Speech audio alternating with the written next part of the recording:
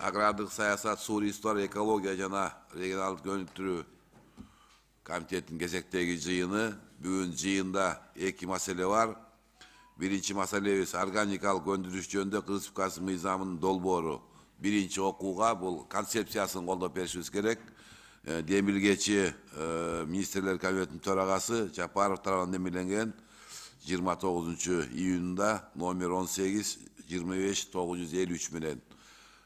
Урматтуу депутаттар, биринчи маселе боюнча барбы сунуштар?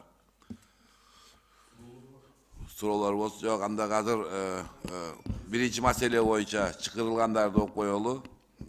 Соронова Нурия Рахменбердиевна, Кыргыз Республикасынын Айыл чарба министринин орун басары, Турсуналиев Сагынбек Сатыбекович, Кыргыз Республикасынын Айыл чарба министрлигине караштуу органикалык айыл чарба департаментинин директору, Жумалиев Жигиталы Жумалиевич, Кыргыз Республикасынын Айыл чарба министринин өсүмдүк өстүрүүчүлүк жана өсүмдүктөрдүн карантини боюнча бөлүмүнүн башчысы. Барбы? Орун басары. Нарымбеков Адилет Нарымбекович, Кыргыз Республикасынын Айыл чарба министринин өсүмдүк өстүрүүчүлүк жана өсүмдүктөрдүн карантини боюнча бөлүмүнүн баш кадиси. Аскералиева Бактыгүл Бактыбековна, Кыргыз Республикасынын Айыл чарба министринин кеңешчиси. Мамунканов Улан Болотбекович, Кыргыз Республикасынын Айыл чарба министринин караштуу органикалык айыл чарба департаментинин тышкы иштер бөлүмүнүн убактылуу милдетин аткаруучу башчысы. Кадыров Арстан Бүткүл улуттар уюмунун тамак аш жана айыл чарба уюмунун программасынын эксперти. Нурия Рахмановна, мына эки чакырылбагандар боюнча, келбегендер боюнча өзүңүз контролго алыңыз. Негизи бүгүн биз мындай жаңы эле комитеттин төрагалары төрага менен жолугушуу болуп, ушул маселелер каралды. Биз дагы өзүбүздүн кемчиликтерибизди айттык. Чакырылгандар боюнча, урматтуу президенттин өкүлү, силер дагы мындай көңүлгө алгыла. Мындан кийинки талкууда же болбосо мындан кийинки комитеттин жыйында чакырылгандар келбесе, анда маселени токтотобуз. Тартипке чакырып, бир сыйра өзүңөр мыйзамдап келип аткандан кийин карап бергиле. Келгендер келип жооп берсин. Бул жерге мындайда маселе менен же ойногону келген киши жок да. Бул жерде ошо мыйзамды кабыл алуу боюнча карап отурабыз. Сиздердики азыр мына биринчи окууга ушу кабыл алып беришибиз керек да. Анан чакырылгандар келбей койсо бул кандай маселе болот? Же бул министрлерге караштуу. Биз эми мурунку сүйлөшкөнбүз Жапаров келгенде. Министрлер кетип калса, же командировкада болсо, ошо орун басарлар келет, именно курийши орун басарлар келип, ошо маселе боюнча жооп берет дегенбиз. Билбеген орун басар келип алып, анан баягы билген маселеге жооп берген туура болбой калат экен. Бүгүн бул жагынан да карап чыктык, бул боюнча дагы бир чечим кабыл алабыз. Андан тышкары, урматтуу депутаттар, биз дагы ушу жаңы алынган регламент боюнча биз да бир чечим кабыл алып коелу атабыз. Ушу комитеттин урматтуу депутаттар жана сүйлөгөндө ушу 5 мүнөткө чейин гана сүйлөгөнгө деген маселени карап атабыз. Муну бүгүн мен жалгыз предложение кылган жокмун. Муну бүгүн комитеттин төрагалары баары ушундай чечимге келип атат. Муну дагы биз өз ичибизден регламент менен карап коюшубуз керек. Бул маселени дагы. Баяндамачы күн тартибин негизинен коем. Добуш берип коюңуздар. Каршы жок. Рахмат. Анда биринчи маселе боюнча баяндамачыга сөз берели. Нурия Рахмановна.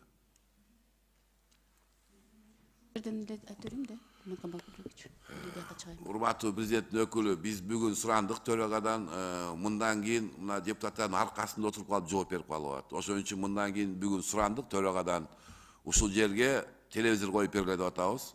Ошо жооп берген кишилерди ушул жерден биздин депутаттар көрүп турсун деген маселени да койдук. Ал дагы бул маселе менен каралат.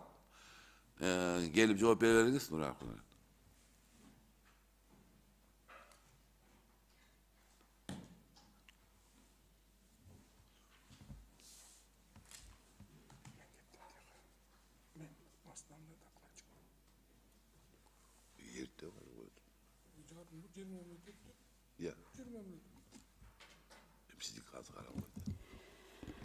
Рахмат. Саламатсыздар, урматтуу Аманкан Батырбекович, урматтуу депутаттар. Сиздердин карооңуздарга органикалык өндүрүш жөнүндө мыйзам долбоорун сунуштайбыз. Органикалык өндүрүш экологияны коргоого, адамдын ден соолугун чыңдоого, жер кыртышынын күрдүүлүгүн сактоого жана калыбына келтирүүгө багытталган экономикалык ишмердүүлүк. Ал органикалык өндүрүш тармагындагы мыйзамдардын талаптарына ылайык өсүмдүк же жаныбарлардан алынган продукцияларды өндүрүүнү, чогултууну, кайра иштетүүнү, таң сактоону өзүнө камтыйт. 2026 жылга чейинки Кыргыз Республикасынын өнүктүрүүнү улуттук программасы жөнүндө Кыргыз Республикасынын президентинин 21 жылдын 12 октябрындагы жарлыгына ылайык экологияны сактоо жана органикалык өндүрүшкө багыт алуу айыл чарбасын өнүктүрүүнүн стратегиялык артыкчылыктарын болууга тийиш. Сунушталган мыйзам долбоору мамлекеттик органдардын органикалык өндүрүш чөйрөсүндөгү субъекттерин ишин укуктук негиздерин аныктайт жана органикалык өндүрүмүнүн төмөнкү түрлөрүнө өндүрүүгө, жүгүртүүгө, маркировкалоого байланышкан мамилелерди жөнгө салат. Бул жаныбарлардын жана өсүмдүктөрдөн алынган өндүрүмдөр, айыл чарба өндүрүмүн кайра иштетүү, тоют азыктары, вегетативдик үйрөн материалы жана өстүрүү үчүн уруктар, тамак аш же тоют өндүрүм катары колдонулган ачыткы. Токойдон жапайы өсүмдүктөрдөн жана өсүмдүк материалдарын чогултууга жана кайра иштетилген өндүрүм. Органикалык өндүрүштү жана органикалык продукцияны сертификациялоону калыптандыруу. Органикалык продукцияны маркировкалоону өнүктүрүү, башка өлкөлөрдүн органикалык өндүрүш системаларынын эквиваленттүүлүгүн таануу, эрежелерин киргизүү, ата мекендик органикалык продукциясынын атаандаштыкка жөндөмдүүлүгүн күчөтүү жана экспорттон жогорудагы мыйзам долбоорунун башкы максаты болуп эсептелет. Учурда колдонуп жаткан Кыргыз Республикасынын органикалык жөнүндө мыйзамы 2019 жылдын 21 ноябрында күчүнө кирген, бирок андан бери көп деле убакыт өткөн жок. Бирок бул мыйзамдын ченемдери органикалык өндүрүштү өнүктүрүү максатында жана органикалык өндүрүштүн эл аралык стандарттары толук жооп бербей калгандыгына байланыштуу ушул мыйзам даярдалып атат. Бул мыйзамда 34 берене каралууда, мурунку ошол азыркы мыйзамыбызда 14 берене каралган. Анда топтук сертификациялоо жана катышуу аркылуу кепилдик берүү системасын киргизүү, органикалык өндүрүш системаларынын эквиваленттүүлүгүн таануу, органикалык өндүрүш субъектилеринин ишин мониторинг жүргүзүү жана улуттук логотипи жана башка боюнча ченемдер каралбаган. Бул мыйзам долбоору 2021 жылдын 29 ноябрында Кыргыз Республикасынын министрлер кабинетинин сайтында жайгаштырылган. Коомдук талкуунун жүрүшүндө эч кандай сунуш пикирлер түшкөн эмес. Бул мыйзам долбоорун кабыл алуу республика бюджетинин кошумча каражат талап кылынбайт. Ошондуктан ушул мыйзам долбоорун биринчи окууда колдоп берүүңүздөрдү суранабыз. Көңүл бурганыңыздар үчүн рахмат. Суроо өтсөк, урматтуу депутаттар. Алишер Ташбаевич. Саламатсыздарбы, урматтуу депутаттар, рахмат Аманкан Батырбекович. Нурия Рахманбердиевна, мыйзам долбоорун колдойбуз. Буну коомчулук көптөн бери күткөн жанагы мыйзам долбоорун алып келипсиздер. Баардыгы эле жакшы, мындай жазганга аракет кылыпсыздар. Бирок могу ичинде жанагы мыйзамдын жанагысында азыр түшүнүп алайлы деп атабыз да бизче. Сизде азыр концепциясын долбоорун карап берип атабыз да. Ошого азыр могу жерде анча-мынча суроолорго карап туруп, анан кийин биз биринчи окуудан кийин өзүбүздүн кошумча алымчыларын кошуп беребиз да. Анткенде мен бул жерге жогорку кеңешкенде түшкөндөн кийин өзүңүздөр билесиздер. Законодательный инициатива, эми бул жерден башка эч ким кошо албайт да, депутаттардан башкачы. Ошонун негизинде бирок могу бизде интернет булактарынан деле көрсөңүз керек да. Төрага айтты эле да, айтып, анан айтты. Будан бияка биз расмий тилдеги котормодон эмес, мамлекеттик тилдеги котормодон баштап жанагы иштейбиз депчи. Могу жерде текстиңиздерди карап чыктык, долбоордунчу. Могу жерде аяк баш аягы менен 21 ката. Стилистикалык, грамматикалык. Мына сиздер өзүңүздөр карап чыккансыздар. Андан кийин өкмөт да карап чыкты, Минюс да карап чыкты, биздин аппараттан, Жогорку кеңештен карап чыкты. Баарынан өтүп кетти да. 20дан ашык ката. Азыр окуп бер десеңиздер, окуп бере берем. Нерде сиздерден жана ушул мыйзамдын пайдалануу негизги түшүнүктөрдөн башталып эле катал башталып атат да. Мен Муну өзү ким которгон? муну эми биз орусча ошо жана расмий тилде жазылып тургандан кийин которулгандыгына байланыштуу ушундай болуп калып атат. Бирок биз концепциясын колдоп берсеңиздер, анын ар жагын баарын оңдоп түзөгөнгө даярбыз. Эмне үчүн дегенде могу баягы эле кайдыгерликте эле баягы эле жабыркаган кыргыз тили да.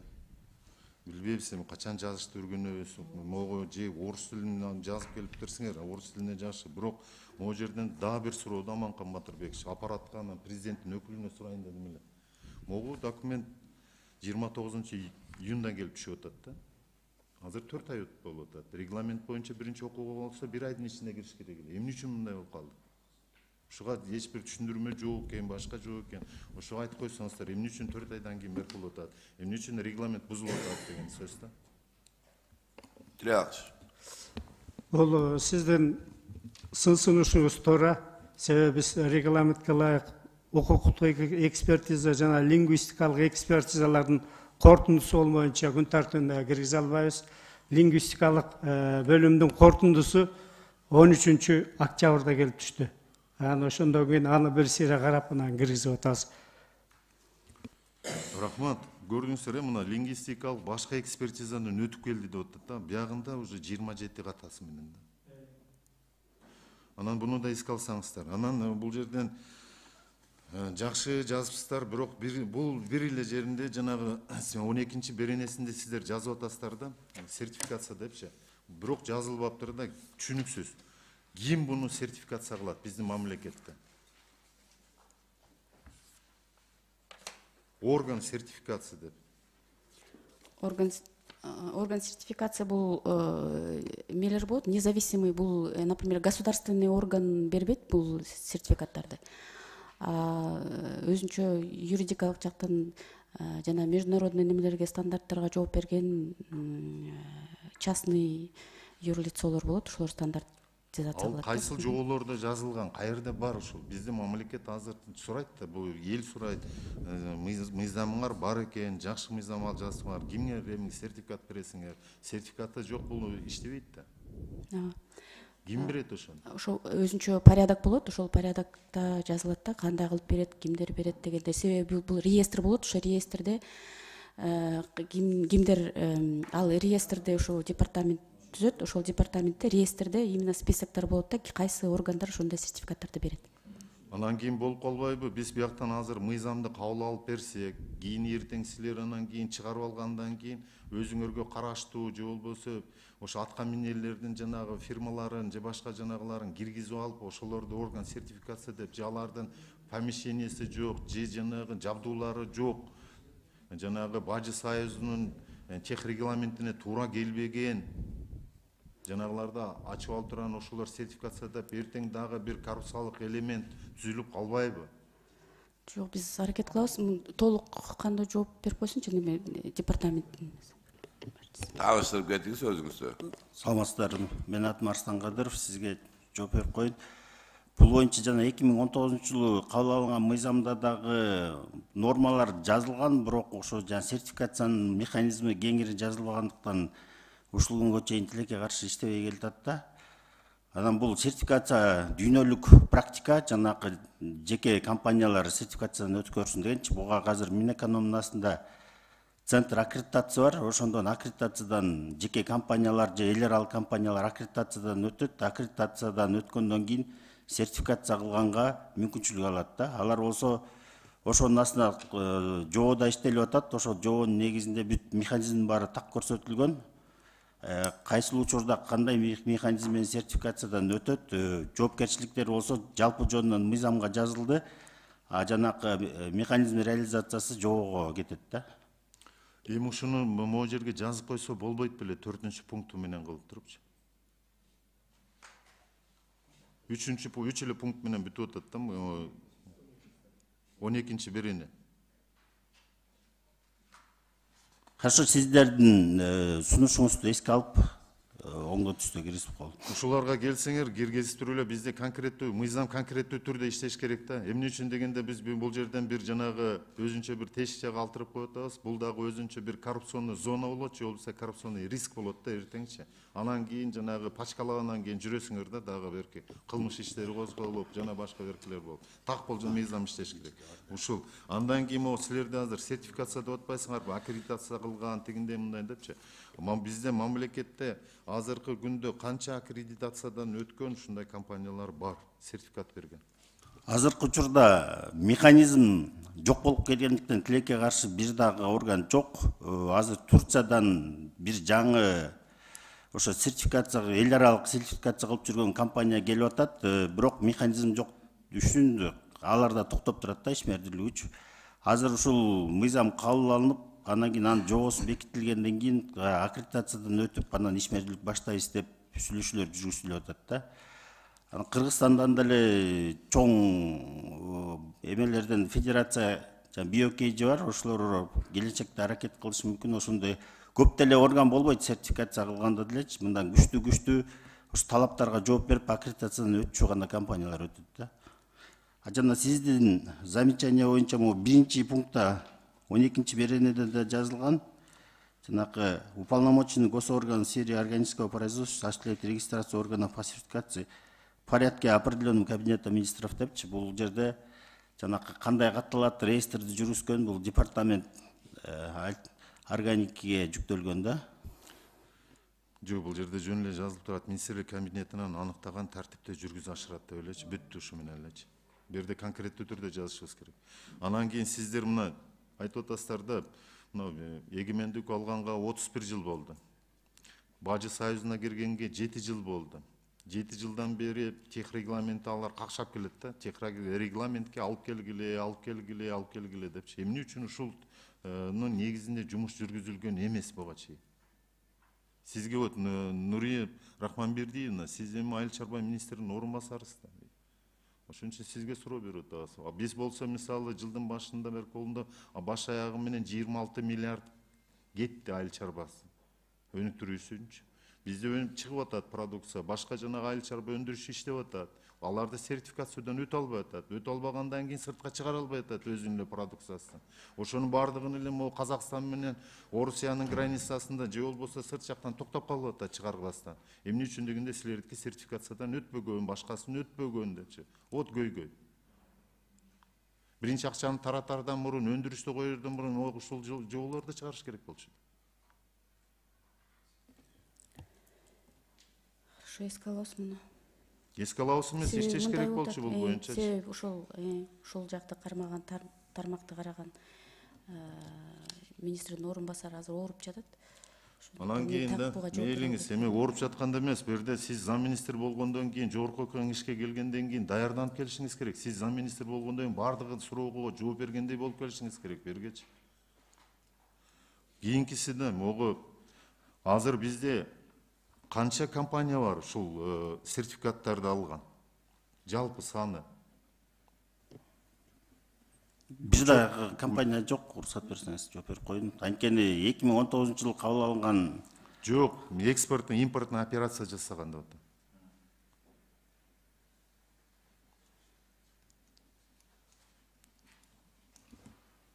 Сагынбек Садыкович, жооп бересиңерби? Андай компаниялар бар, бирок алар деген частный компаниялар өздөрү барып биздин экспортко чыгарган организациялар чыгарып атат да. Биз билгенден 4 эле бизден регистрацияга келип атат, бирок мыйзам жоктугуна байланыштуу биз аларды да регистрация кыла албай атабыз. Мисалы үчүн Арслан Баптан жаңгактын майын чыгарган ошолор Японияга экспорттоп атат. Кайналы алабукадан чыгарып атышат Европага. Ысык көлдөн болсо жанагы дары чөптөрдү Европага экспорттоп атат органика боюнча. Андан башка бизде мындай келип ошондой реестрден өткөндөрү азырынча жок. Биз өзүбүз эле мындай билип алар менен иштешкендиктен ошо 3-4 эле компанияны билебиз, ошолор сыртка экспортко чыгарып аткандар. Ушул жанагысы дагы мыйзамда жок да. Эмне үчүн дегендечи, сиздер учет статистиканы алып барышыңыздар керек да. Ушуга негизинде анализ болуш керек. Айыл чарба министрлигинде бизде кайсы өрөөндө кайсы областта эмне продукциясы чыгат, Баткенде мисалы өрүгүн канча жанагы чыгарат, башка жанагы могу Ысык көлдө бизде облепиха деп атабызбы, башка продукциялар мына кетип атат. Ошолордун эле өзүңөрдүн жанагы кластерлер боюнча жана башкалар боюнча чоң жумуш болуп атат. Ушунун статистикасын алып барган, анан кийин учетун алып барган бир кичине бир жанагысы болуш керек да. А бул жок силерде. Анан кийин мониторингти жүргүзө албасаңар, статистикасын жүргүзө албасаңар, кантип анан кийин биздин жанагы өндүрүүчүлөр өзүнүн продукциясын Кыргызстандан сыртка чыгара алат? Алишер Ташбаевич, бул сиздин айтканыңызга мен толук кошулам. Анткени ушул мыйзам жоктугуна байланыштуу буга чейин биздеги келген органикалык биопрепараттардын баары импорт болуп келген. Импорт болуп келген продукциянын баарын тең биздин департамент химизация регистрация кылчу экен. Ошолор кылат. Эми Кудай буйруп ушул законубуз өтсө, ошо регистрациянын баары, бүт баары, мониторинг, анализ баары биздин департаментке өтөт. Ошо биз мыйзам жок, баягы өзүбүз менен өзүбүз болуп атабыз. Ошо мыйзам киргенден баардыгын ошо укуктук талаага киргизип, сиздин айткан кошумчалардын баарын ошо эске алабыз. Андан кийин бизде могу өндүрүүчүлөрдүн бирден бир көйгөйү ушул эле сертификацияга келебиз да, аккредитацияга. Биздики мисалы азыр жанагы бажы биримдиги дейбизби, Евразес дейбизби, таможенный союз дейбизби, ал жерде бүт эле жанагы Россия мамлекетинин Орус Федерациясынын жанагы стандарттары да. Аны алышы аябай кыйын да. Андан кийинкиси жанагы международный берки сертификацияларды карап көрө турган болсок, бул ХАСП, анан ISO. Бул андан кыйын. Кээ бир эле бизде 3-4 эле компания бар, чын берди айттыңар. Ошолордун гана ушул жана же ХАСП, же ISOсу бар да. Башка жанагысы жок. Анан кийин могу жерден сизге суроо да, зам министргечи. Эмне үчүн биз мисалы мына Global Gap деген сертификацияны киргизбей атабыз? Эң оңой, киргизгенге да, иштегенге да ыңгайлуу. Бул биринчиден бизде жана малый бизнес дейбизби, же малый производитель дейбизби, жанагы кичинекей жанагы жаңы өндүрүүчүлөрдү, же болбосо жанагы фермерлерди өстүргөнгө аябай өзүнүн бул азыркы күндө дүйнө жүзү боюнча Global Gap сертификация боюнча биринчи орунга чыгып атат да. И сертификациясы дагы оңой. И продукциясы бүт любой Европада болобу, таможенный союз болобу, дүйнө жүзү боюнча кабыл алынат да продукциясы. Ошол эле биздин чоң супермаркеттер албай атпайбы? Биздикилердин чыгарган продукциясы сертификацияңар жок деп. Мисалы ошол эле Глобус албайт, ошол эле Фрунзе өзүбүздүн ичибизди албайт. Эмне үчүн дегенде продукцияңар сертификациядан өтпөгөн депчи. А могу если Global Gap'ты киргизген болсоңор оңой эле болчу. Мына Өзбек мамлекетин карайлы, коңшу мамлекетти. Ушул Global Gap менен 80ден ашык сертификация жасаган жанагысы бар, специалисттер. Бүт продукциясы не только Өзбекстандын ичинде, и сырт жакка бүт баары кетип атат. Ошол эле силер айткан кайналы жана башка продукциялардын баардыгы ошол жакка кирип туруп, бизден болгону бир 60 сом, 30 сом менен кирет, ал тигил жактан 250 сом, 300 сомдон кетип атат кичинекей упаковкада. Ошол эле Баткендин жанагы өрүгү Тажикстанга кирип атат, Global Gap'тын беркисине. А бизде ушул жок сертификация. Бул эмне үчүн дегенде сиздердин жанагы жумушту так чала алып барганыңыздардан, өндүрүүчүлөргө шарт түзүп бербегениңиздердин кесепетинен болуп атат. Ошон үчүн бизде өнүгүү болбой атат айыл чарбасында. Рахмат, бул адистер менен чогуу сүйлөшүп муну эме кылалы, эске алалы. Сизде түшүнүк барбы? Мына Нурия Рахманбердиевна, Global Gap дегенди билесизби? Global Gap'ты азыр сизден угуп атам. Мен бул областта иштебеген үчүн мен ушул эметпейм. Айыл чарба министринин биринчи орун басарынын кейпи ушул. Аманкан Батырбекович. Сертификация ISO'ну түшүнбөйт, ХАСП'ты түшүнбөйт, Global Gap'ты түшүнбөйт. Анан кийин бизге моунтуп туруп мыйзамдын долбоорун алып келип отурат. Менде суроо жок, сөзүм да жок. Булардан түшүнбөгөндөн кийин кантип сурооду беребиз? Кайсы сурооду беребиз? Рахмат.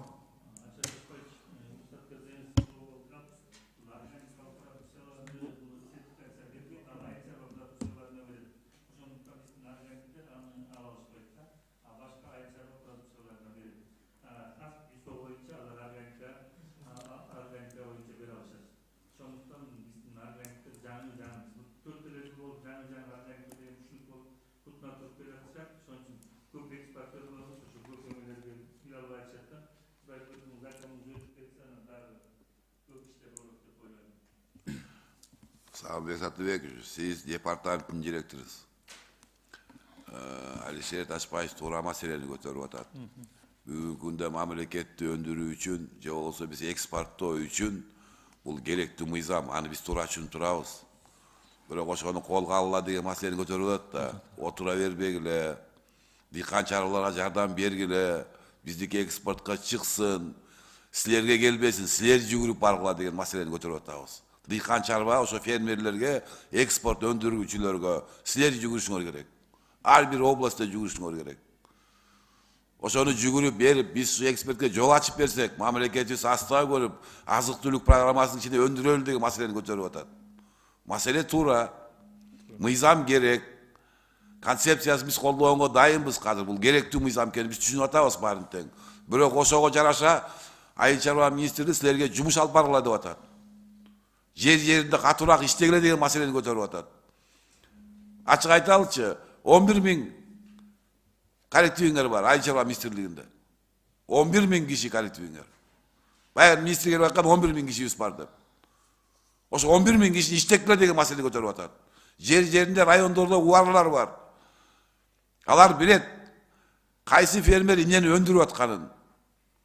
Oşolardan informasyonu alıp, gerekli neslerge sizler yugurip barıp, yer-yerinde yardam berip, batırak iştegile degan masalani ko'tarib o'tadi. Oturasыңар degan masalani aytib o'tadi. Jumus açar yurganini aytib o'tadi. Nurayat Akben'in önünde. Gemçilikler to'g'ri. Bugün biz bunake hurmatli deputatlar men mizamlar жақсы, аябай gerekli mizam. Biz bunu aябай to'g'ri tushunib o'tamiz.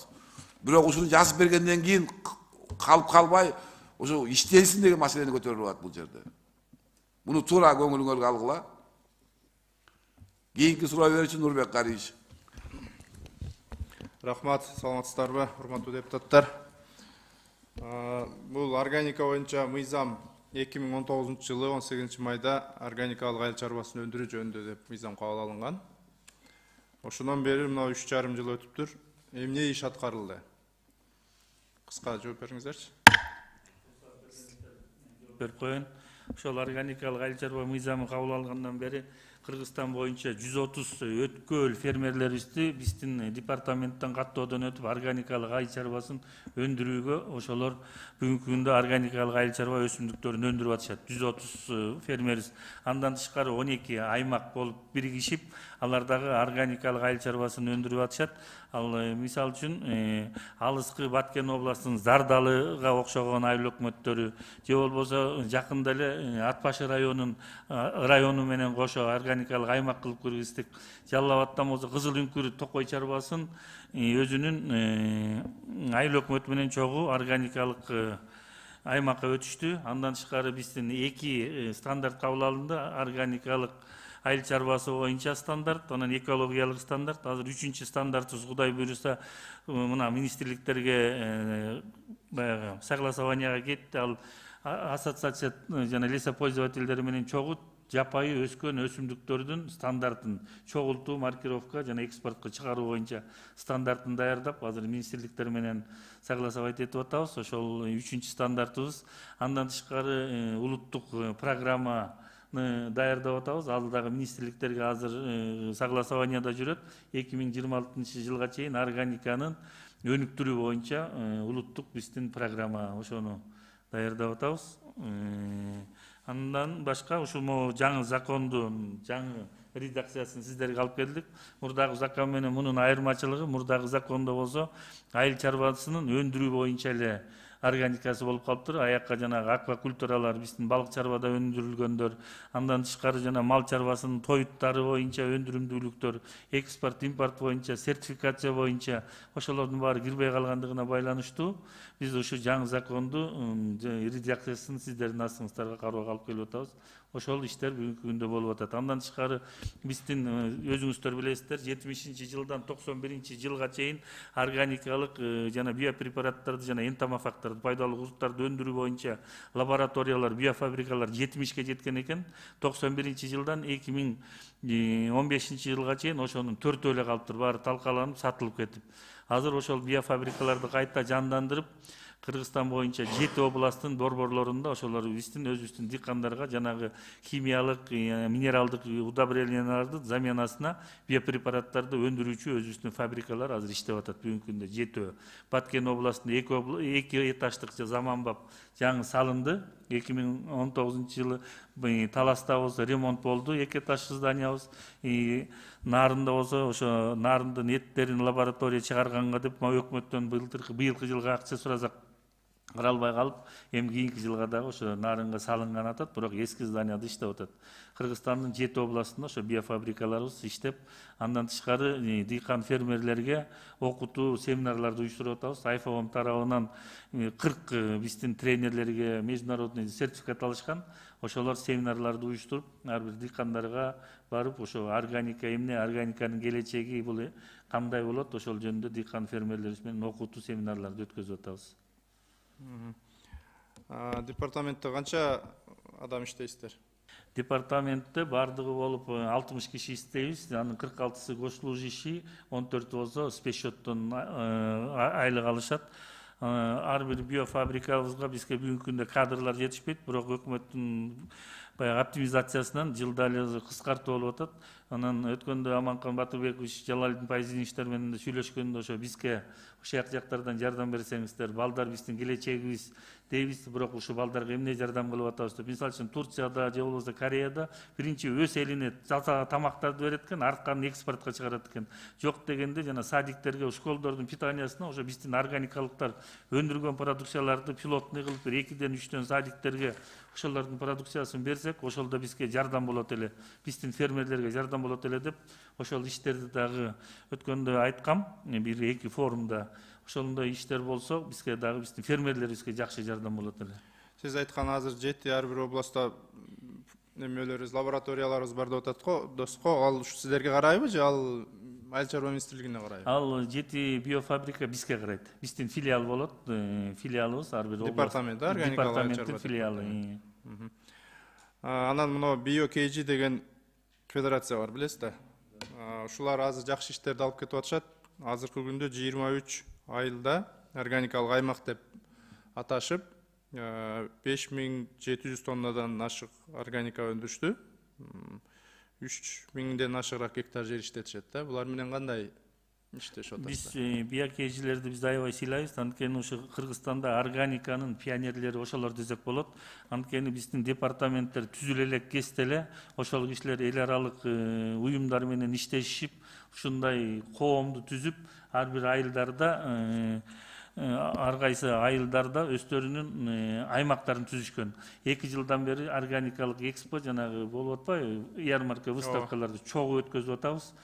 Алардан дагы биздин дагы үйрөнөт. Биз эми жаңы түзүлгөн департамент болгондугуна карагандан, ошондон биз алардан да көп нерселерди баягы үйрөнүп атабыз. Аякта деген Султан Исламович, башка дагы мындай көп тажрыйбалуу адистери көп. Биз ошолордон дагы консультация алып чогуу иштешип атабыз алар менен. Искендер Рысбековичтер, мына могу мыйзамды да жазышканда, ошолор менен да чогуу эксперттерге чогуу чыкканбыз.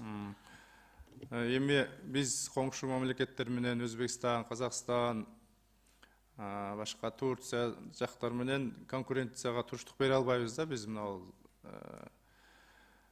айыл чарба өндүрүшүндө алар уже алдыга кетип калган, технологиялары башка колдонуп жүрүшөт. Биз эң жакшы тармак ушул органиканы өнүктүрүшүбүз керек да. Биздин жаратылышыбыз баардык жак туура келет, биз ушуну колго алышыбыз керек. Сиздер жакшы иш жүрбөй атат да. 2019 жылы эле кабыл алып бердик эле, ошондо эле айтсаңар болот. 3,5 жыл өткөндөн кийин эми дагы мыйзам алып келип атасыңар. Мунун деле канча 5 ай жөн эле жатып калыптыр. Кыймылдаткыла эми. Силердин эми мамлекеттик орган болгондон кийин биз дыйкандарга жардам беришиңер керек. Алар өндүргөн продукциясын азыр силердеги сертификат менен экспортко чыгара алабы? Урматтуу депутат, өзүбүздүн рынокко сатылып атабы? Бул эң негизгиси, урматтуу депутат, өзүбүздүн рынокто да иреттеш керек болуп атат, бирок себеби мен азыр Жашыл альянс Кыргызстан деп ошо органикалык өндүрүүчүлөр жанагы жашыл экономикадагы бүт компанияларды бириктирген бизнес ассоциациянын төрагасы катары келип атам. Бизди дагы бияка аралаштырып, ошо жумушчу топко кошконго ыраазычылык билдиребиз. Себеби биз өндүрүшчүлөрдүн үнүн жеткирип атабыз да азыркы учурда. Азыркы Кыргызстанда азыр мындай болуп калды, логотип эко органик деп ошого жооп береби, талабы жооп бербейби, ар бир компания өзүнүн оюна келгендей коюп атышат да. Мындан потребительдер защита болгон жок. Кандай продукция түшөт, ким сертификациядан өткөрөт, анан кийин ошондой логотип койгон укугу барбы, ошол продукциясы талапка жооп береби деген эмес азыр рынок жапайы болуп атат да. Ошондуктан ушул сертификацияны киргизип ички рынокты иреттесек, сыртка кеткенде сырткы өзүнүн талаптары бар. Ошого эгерде ички талаптарга бул сертификацияга жооп берсе, сырткыга дагы даяр болуп калат. Андан ары жана сырткынын процедурасын регистрация өтүп коюп кете берет да. Буга чейин сиздердики жана Fair Trade жана Global Gap'те абдан сонун нерселерди айттыңыздар. Мисалы келтире кетсем, Жалал-Абадта жанакы Арсланбаптын реликтовый жаңгагы деп реликтовый токойлор Кыргызстан дүйнө жүзүндө аз эле да, 2-3 эле жерде